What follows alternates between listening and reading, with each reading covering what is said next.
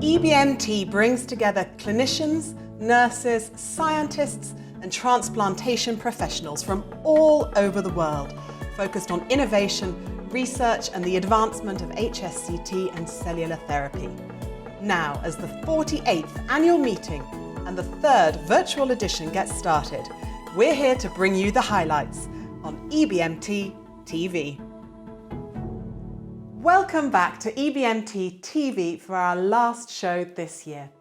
We've caught some really interesting presentations and heard from some of the very best in the field, from novel treatment approaches to clinical management of patients. But we've still got plenty to look forward to. Today we hear from this year's Jian Luan Award winner, and we'll recap on some of the most exciting research from around the world. But first, let's hear from EBMT's incoming president, Dr. Sureda, about the plans for the year ahead.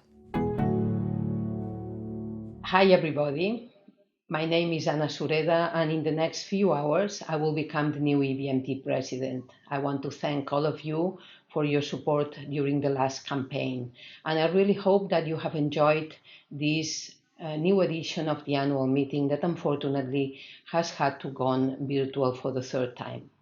So which will be my objectives for these next 4 years? Basically, there is an absolute need to accommodate our scientific, educational and accreditation processes to the challenges associated to COVID-19 pandemics. We need to implement, upgrade and refine our registry with a strong support to what we have already started with respect to the benchmarking process. We have to streamline all the aspects related to the better understanding of CAR T-cell processes with the inclusion of all the different partners which are related to this specific landscape. And we have to establish closer and stronger links with other sister societies, always having in mind that patients are the centers of our life. I think that we have to make strong our mentoring process, and of course, everything will be done under the equality, diversity and inclusion policy that has already been started with EBMT. These are basically my objectives. The program, I would say that it's quite ambitious, and of course, I count with your absolute collaboration in the next 4 years to make EBMT a stronger, more inclusive and more plural stem cell transplantation and cellular therapy society. Thank you very much.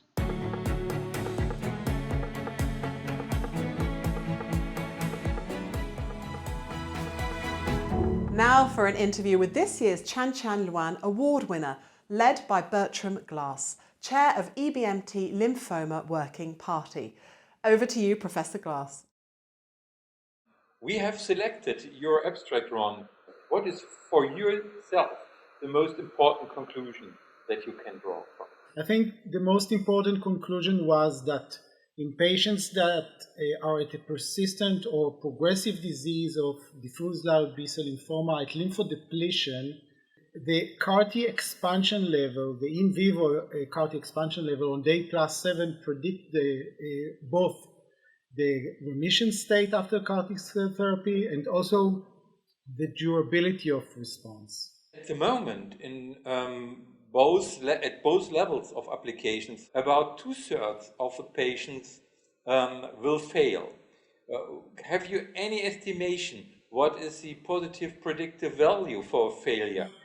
Actually, we found out the correlation of day +7 expansion levels, that it was correlated only in patients with progressive disease at CAR T-cell therapy. So those who achieve a complete remission or partial remission after the bridging chemotherapy, so in these patients, this was not applicable.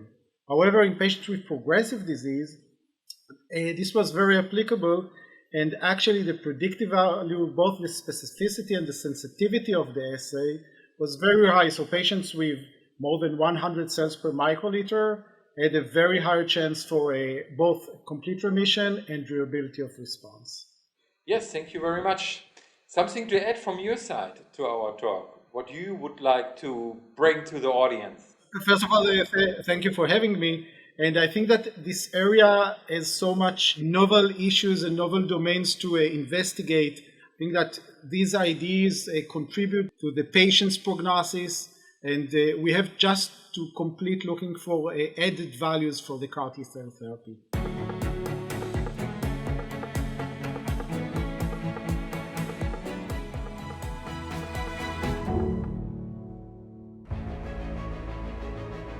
And there's a dire need for novel and innovative therapies to raise the bar of efficacy in these patients.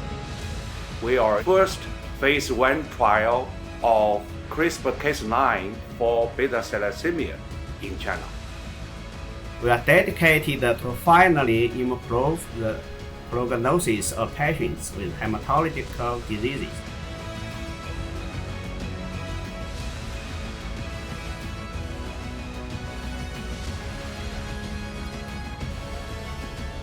Working with children, young people and their families is a fantastic profession. That's it from us here at EBMT TV.